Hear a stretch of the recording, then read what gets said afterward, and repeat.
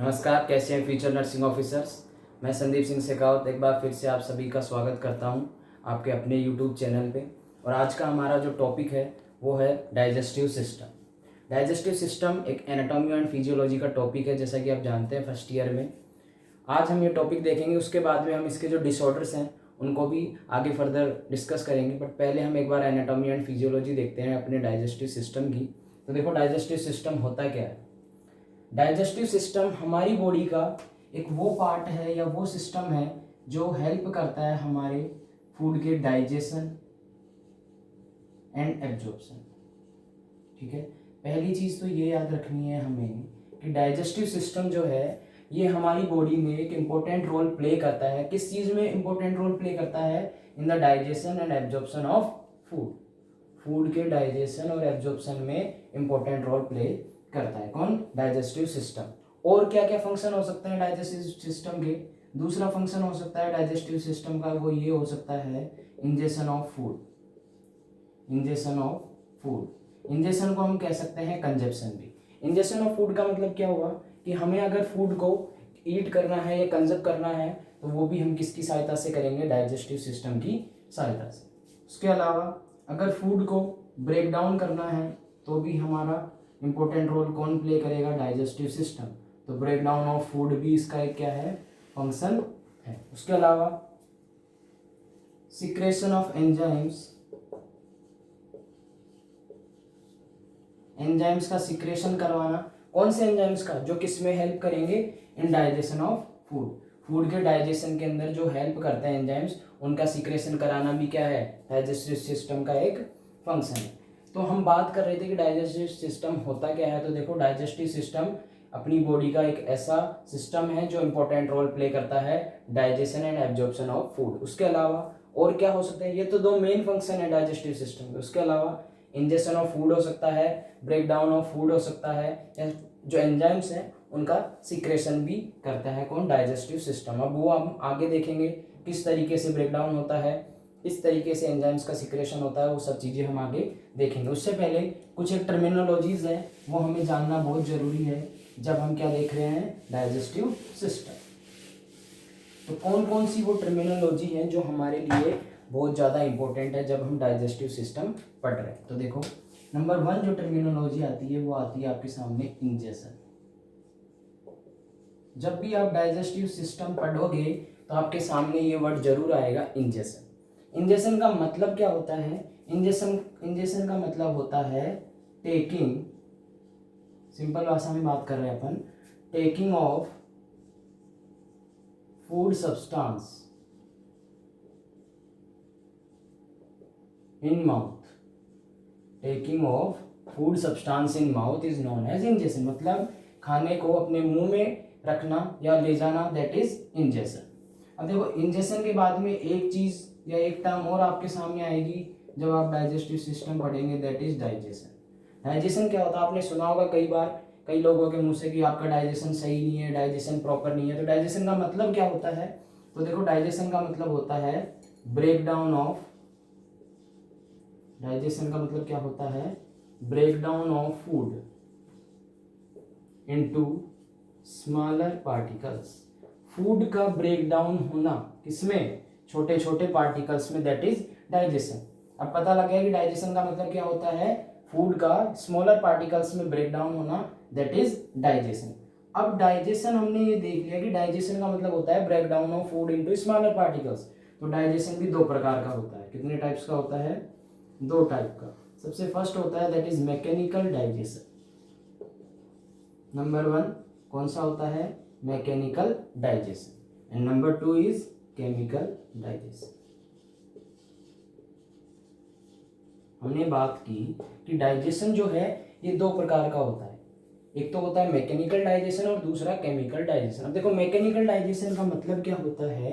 Mechanical digestion का मतलब होता है फूड का ब्रेकडाउन होना स्मॉल पार्टिकल्स में with the help of teeth. आप टीथ का एंड टंग का यूज कर रहे हैं, ठीक है, किसके लिए?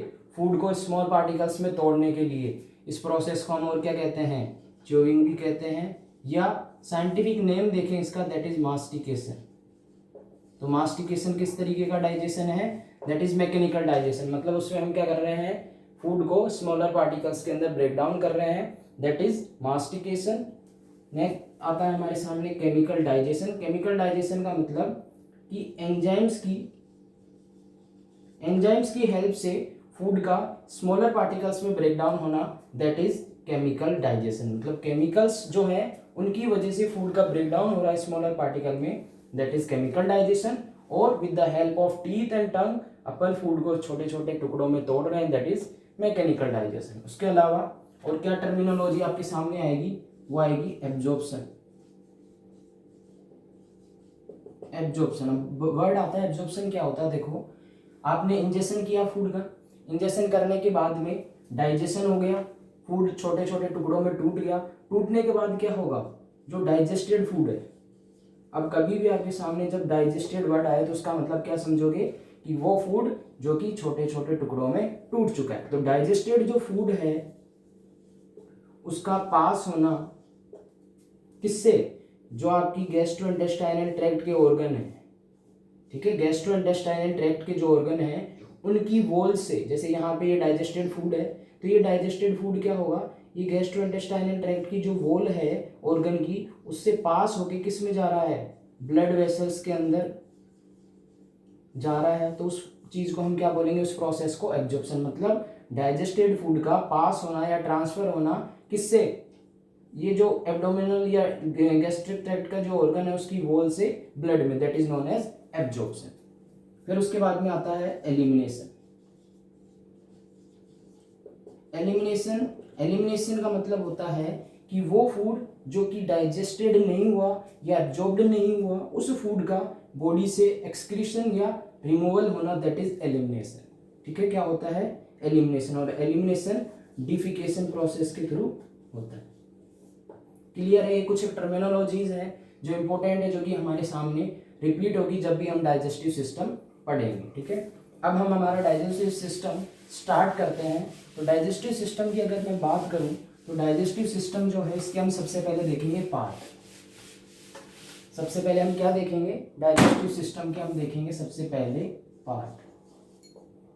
Part of digestive system, short में लिख रहा हूं डीएस।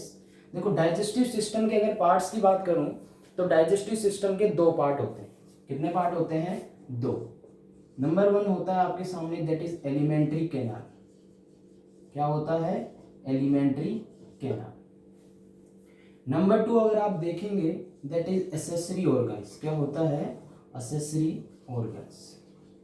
अब देखो, अब कई बार आपके सामने जब आप कॉम्पिटिटिव एग्जाम्स की बात करेंगे तो आपके सामने क्वेश्चन आएगा, उसमें ऑप्शन में दिया हुआ होगा और क्वेश्चन क्या पूछेगा आपसे, which of the following is main digestive organ, which of the following is main digestive organ, और वहां पे आपके सामने ऑप्शंस में एसेसरी ऑर्गन्स भी होंगे। तो अब आप क्या करेंगे, कंफ्यूजन मत होना, एसेसरी जो ऑर्गन्स होते हैं ये मेन डाइजेस्टिव ऑर्गन्स नहीं होते हैं। मेन डाइजेस्टिव ऑर्गन पूछ रहा है तो हमेशा याद रखना, जो ऑर्गन एलिमेंट्री कैनाल के अंदर हम देखेंगे वो सारे मेन होते हैं, एसेसरी ऑर्गन मेन नहीं होते। क्यों नहीं होते, बिकॉज एसेसरी ऑर्गन्स जो होते हैं ये इनडायरेक्ट कांटेक्ट में रहते हैं फूड के कैसे रहते हैं, ये इनडायरेक्ट कांटेक्ट में रहते हैं, बट इंपॉर्टेंट रोल प्ले करते हैं डाइजेशन एंड एब्जॉर्प्शन। देखो एसेसरी जो ऑर्गन्स हैं ये मेन डाइजेस्टिव ऑर्गन्स नहीं है, ये क्या करते हैं, डाइजेशन और एब्जॉर्प्शन में इंपॉर्टेंट रोल तो प्ले करते हैं। कैसे करते हैं, एंजाइम्स का सिक्रेशन करा के, बट ये डायरेक्ट कांटेक्ट में नहीं रहते, इसलिए इनको मेन डाइजेस्टिव ऑर्गन्स नहीं कह रहे हैं। क्या नहीं कह रहे हैं, मेन डाइजेस्टिव ऑर्गन। हम यहाँ पे इसका नाम देख लेते हैं क्योंकि इसको हम सबसे एंड में देखेंगे एसेसरी ऑर्गन्स को। क्या क्या एसेसरी ऑर्गन्स होते हैं, देखो सैलिवरी ग्लैंड,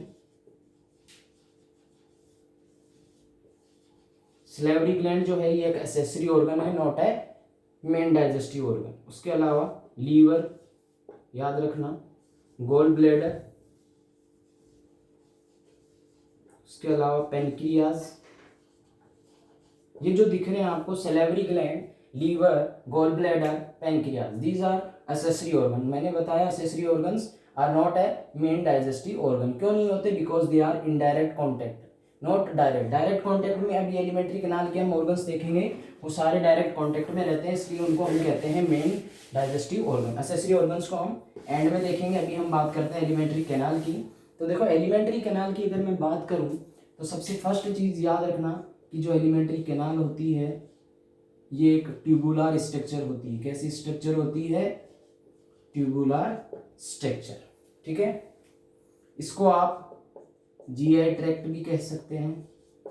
एलिमेंट्री कैनाल का नाम ना देके कई बार अगर GI tract they they, that is also alimentary canal. और कैसी होती है? Tubular structure. नेक्स्ट मैं इसकी बात करता हूँ, तो जो एलिमेंट्री कैनाल होती है ये आपकी स्टार्ट होती है from mouth to anus. And कहाँ पे होती है? एनएस पे, पूरी माउथ टू एनएस। अब बात करें अगर इसकी माउथ टू एनएस लेंथ कितनी होती है, तो सब हम इसकी लेंथ देखेंगे दो कंडीशंस में। एक तो देखेंगे लिविंग में, मतलब ऐसा पर्सन जो कि क्या है? लाइव है। दूसरी हम इसकी लेंथ देखेंगे कैडेवर में। कैडेवर मतलब ऐसा पर्सन जिसकी क्या हो गई है? डेथ हो गई है। तो दोनों में अगर इसकी लेंथ की मैं बात करूं तो लाइव पर्सन में तो होती है अप्रोक्स 30 सेंटीमीटर, कैडेवर में होती है 35 सेंटीमीटर। ध्यान से देखना, लिविंग पर्सन में या लाइव पर्सन में तो होती है 30 सेंटीमीटर, कैडेवर या जो डेथ पर्सन है उसमें होती है 35 सेंटीमीटर। अब हमारे सामने बात ये आ रही है कि 35 सेंटीमीटर कैडेवर में इंक्रीज क्यों हो रही है लेंथ? इंक्रीज हो रही है ड्यू टू एटोनिया। किसकी वजह से? एटोनिया की वजह से। अब एटोनिया क्या होता है? एटोनिया का मतलब होता है loss of muscle tone. Loss of muscle tone. Muscle tone loss होने की वजह से जो एलिमेंट्री कैनाल है उसकी लेंथ इंक्रीज हो जाती है। किसमें? कैडेवर में या डेथ पर्सन में। क्लियर है यहाँ तक? ठीक है। नेक्स्ट हम देखते हैं एलिमेंट्री कैनाल के बारे में कि कौन कौन से ऑर्गन्स हैं जो एलिमेंट्री कैनाल में आते हैं। तो एलिमेंट्री कैनाल में कौन कौन से ऑर्गन आएंगे वो देखो यहाँ पे। सबसे फर्स्ट ऑर्गन आता है दैट इज माउथ। इसके बारे में हम पूरा डिस्क्राइब करेंगे माउथ का। उसके बाद में सेकंड जो ऑर्गन आता है दैट इज फेरिंग्स। उसके बाद में आता है इसोफेगस, ठीक है। उसके बाद में आता है आपका स्टोमक। स्टोमक के बाद में आता है स्टोमक के बाद में आती है स्मॉल इंटेस्टाइन। स्मॉल इंटेस्टाइन के बाद में आता है लार्ज इंटेस्टाइन, ठीक है। तो एलिमेंट्री जो कैनाल है उसमें अपन कौन कौन से ऑर्गन्स के बारे में देखेंगे या कौन कौन से ऑर्गन्स आते हैं, that is mouth, pharynx, oesophagus, stomach, small intestine and large intestine. In organs के बारे में अपन पढ़ेंगे। उससे पहले अपन एलिमेंट्री कैनाल की एक बार एनाटॉमी देख लेते हैं थोड़ी बहुत। क्या है देखो, अगर मैं बात करूं एलिमेंट्री कैनाल की तो एलिमेंट्री जो कैनाल है ये 4 लेयर्स से मिलके बनी होती है। एलिमेंट्री जो कैनाल है इसके चारों तरफ 4 लेयर्स प्रेजेंट होती है। कितनी लेयर्स प्रेजेंट होती हैं? 4। और ये 4 लेयर मैं आउटसाइड से इनसाइड की तरफ मूव करूंगा, बाहर से अंदर की तरफ हम देखेंगे कौन कौन सी लेयर प्रेजेंट होती है। तो सबसे outer most layer that is serosa, ठीक है। उसके बाद में आती है, एक बार पहले सेरोसा के बारे में देख लेते हैं। सेरोसा क्या होती है? तो देखो सेरोसा जो होती है ये आउटर मोस्ट कवरिंग होती है। क्या होती है? आउटर मोस्ट कवरिंग या लेयर ऑफ एलिमेंट्री कैनाल। एक चीज याद रखना, जब मैं बात कर रहा हूँ कि एलिमेंट्री कैनाल की 4 लेयर्स होती है, तो ये 4 लेयर जो है ये स्टार्ट कहाँ से होती है? ये स्टार्ट होती है आपकी इसोफेगस से। कहाँ से स्टार्ट होती है? इसोफेगस से लार्ज इंटेस्टाइन तक। माउथ और फेरिंग्स में ये 4 लेयर प्रेजेंट नहीं होती। ध्यान से देखना, सेरोसा आउटर मोस्ट कवरिंग है। दूसरी चीज जो सेरोसा होती है ये फाइब्रस टिश्यू की बनी होती है। किसकी बनी होती है? Fibrous tissue. अब बात करते हैं कि जब सेरोसा जो है या एलिमेंट्री कैनाल है वो थोरैक्स से एब्डोमेन में पहुंचेगी। जब एब्डोमेन में पहुंचती है तो उसके चारों तरफ एक सीरस मेम्ब्रेन की कवरिंग होती है। किसकी कवरिंग होती है? सीरस मेम्ब्रेन की। और उस सीरस मेम्ब्रेन की कवरिंग को हम क्या कहते हैं? पेरिटोनियम। क्या कहते हैं? पेरिटोनियम। अब देखो बात ये याद रखनी है, सीरोसा जो है एक आउटर मोस्ट कवरिंग है एलिमेंट्री कैनाल की जो कि फाइब्रस टिश्यू की बनी होती है। और जब ये एब्डोमेन में पहुंच जाती है तो उसके चारों तरफ एब्डोमेन में जहाँ सीरोसा है उसके चारों तरफ एक सीरस मेम्ब्रेन की कवरिंग होती है, उसे हम कहते हैं पेरिटोनियम। उस सेरोसा को अब एब्डोमेन में हम क्या कह रहे हैं, पेरिटोनियम। और पेरिटोनियम जो है ये क्या है, हमारी बॉडी की सबसे लार्जेस्ट सीरस मेम्ब्रेन है, लार्जेस्ट सीरस मेम्ब्रेन। आपसे पूछा जाए which is the largest serous membrane of our body, तो आपका आंसर क्या होगा, peritoneum. Peritoneum is the largest serous membrane of our body.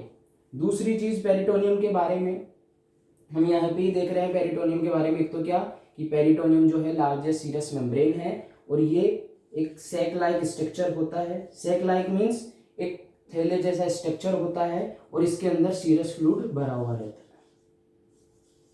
Sac like structure which contain serous fluid, serous fluid होता है, उसके साथ साथ में ब्लड सप्लाई होती है, लिम्फ वेसल्स प्रेजेंट होती है इसके अंदर। और ये जो पेरिटोनियम है ये बैरियर का काम करती है। किसका काम करती है, बैरियर का। बैरियर कैसे काम कर रही है, बैरियर का ये काम कर रही है कि जो एब्डोमेन के ऑर्गन्स हैं उनको इन्फेक्शन से प्रिवेंट करके बैरियर का काम करती है। बैरियर का काम कैसे कर रही है, एब्डोमिनल जो ऑर्गन्स हैं उनको इन्फेक्शन से प्रिवेंट करके ये एक बैरियर का काम कर रही है। उसके अलावा देखो कि जो पेरिटोनियम होती है ये दो प्रकार की होती है। पेरिटोनियम जो है ये 2 टाइप्स की होती है। कितने टाइप्स की होती है पेरिटोनियम, 2 टाइप्स की। नंबर 1 होती है आपकी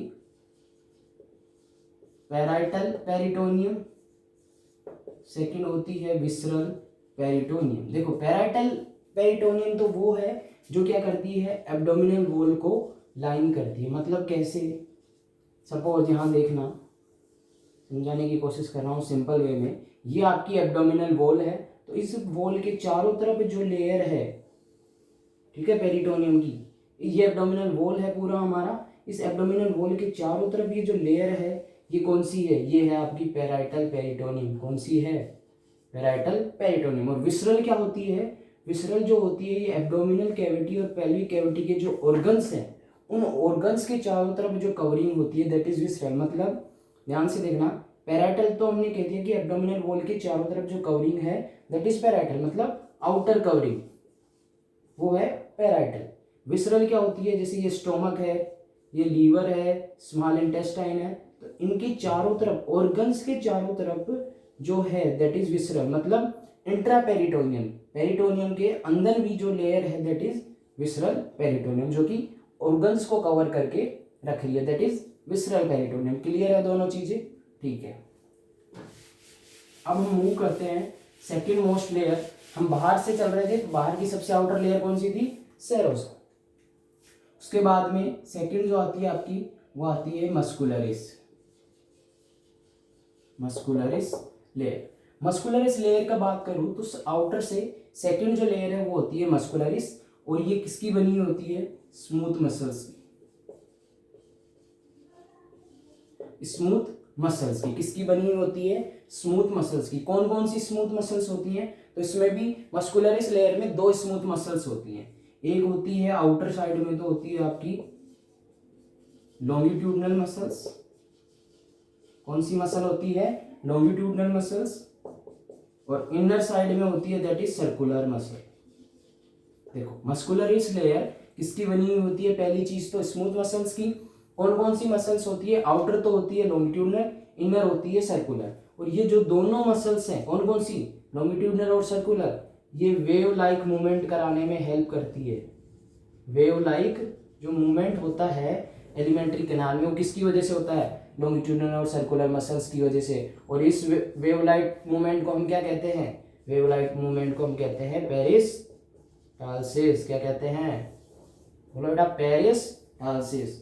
तो स्मूथ मसल्स 2 प्रकार की मसल्स होती हैं, लॉन्गिट्यूडनल और सर्कुलर। क्लियर, लॉन्गिट्यूडनल और सर्कुलर मसल्स ये दोनों ही मसल्स रेस्पॉन्सिबल होती हैं वेव मूवमेंट के लिए, किसमें, एलिमेंट्री कैनाल में। और इस वेव मूवमेंट को ही हम क्या कहते हैं, पेरिस्टाल्सिस। यहाँ तक क्लियर है।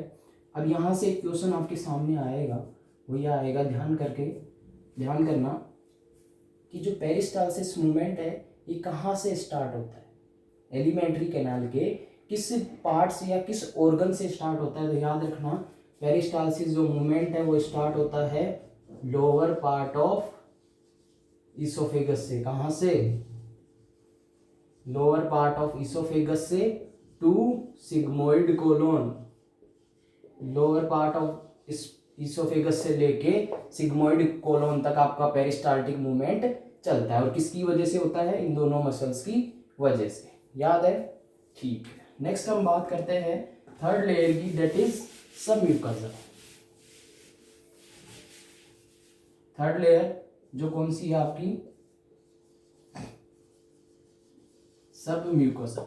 सबम्यूकोसा की बात करूं तो सबम्यूकोसा जो है हमारी, ये बनी होती है लूज एरोलार कनेक्टिव टिश्यू से। किससे मिलके बनी होती है?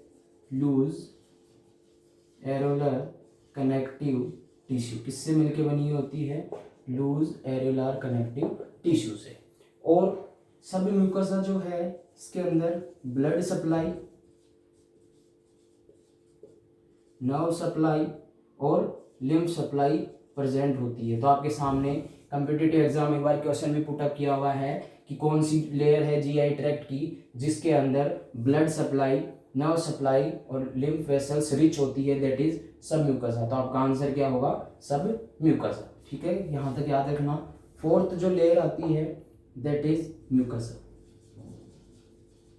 म्यूकोसा के बारे में, म्यूकोसा जो है ये इनर मोस्ट लेयर है। कैसी लेयर है? इनर मोस्ट लेयर है। इनर मोस्ट लेयर है। और जो ये म्यूकोसा है ये 3 लेयर से मिलके बनी होती है। कितनी लेयर से? 3। सबसे जो अंदर की लेयर आती है वो आती है आपकी म्यूकस मेम्ब्रेन, म्यूकस मेम्ब्रेन। और ये जो म्यूकस मेम्ब्रेन है इसका काम क्या होता है? एक तो काम होता है प्रोटेक्शन का। प्रोटेक्शन का कैसे? कि जो आपकी लेयर है जीआई ट्रैक्ट की उसको प्रोटेक्ट करके रखती है म्यूकस से, ताकि HCl जो है उसको इन्वेड ना कर दे। ठीक है, म्यूकस कवरिंग होती है इसके ऊपर। उसके अलावा सिक्रीशन का भी, जो भी सिक्रीशन के काम होते हैं आपकी जीआई ट्रैक्ट में वो म्यूकस मेम्ब्रेन के थ्रू ही होते हैं। ग्लैंड्स यहाँ पे इन्वोल्यूट रहते हैं। उसके अलावा एब्जॉर्प्शन में भी हेल्प करती है। तो mucus membrane innermost layer है किसकी? म्यूकोसा की। और जो हेल्प करती है प्रोटेक्शन में, सिक्रेशन में और एब्जॉर्प्शन। दूसरी होती है आपकी lamina propria. Lamina propria middle layer है म्यूकोसा की, जो कि हेल्प करेगी किसके अंदर? ये जो लेयर है कौन सी? म्यूकस मेम्ब्रेन, इसको न्यूट्रिशन और ब्लड सप्लाई प्रोवाइड कराने में। ये जो लेयर है वो हेल्प करती है म्यूकस मेम्ब्रेन लेयर को ब्लड सप्लाई और न्यूट्रिएंट प्रोवाइड कराने में, और साथ ही साथ जो बैक्टीरियल इन्वेजन है उससे भी प्रिवेंट करती है। थर्ड लेयर आती है muscularis membrane. Muscularis membrane third या आउटर मोस्ट लेयर होती है म्यूकोसा की, जिसका काम क्या होता है? इसके अंदर ग्लैंड्स जो होते हैं वो प्रेजेंट होते हैं। जैसे कि आपने देखा होगा गोबलेट सेल्स, तो वो गोबलेट जो सेल्स है वो इस मस्कुलरिस मेम्ब्रेन में ही प्रेजेंट होते हैं, जो कि म्यूकस सीक्रेट करते हैं। तो किस में प्रेजेंट होते हैं? मस्कुलरिस लेयर में। उसके अलावा आपने स्मॉल इंटेस्टाइन में देखोगे विलाई प्रेजेंट होती है, तो वो विलाई भी मस्कुलरिस मेम्ब्रेन के अंदर ही एम्बेडेड या दसी हुई रहती है। तो ये हमारी क्या थी? जीआई ट्रैक्ट या एलिमेंट्री कैनाल की लेयर्स की जो हमने देखी। उसके बाद में हम बात करें अगर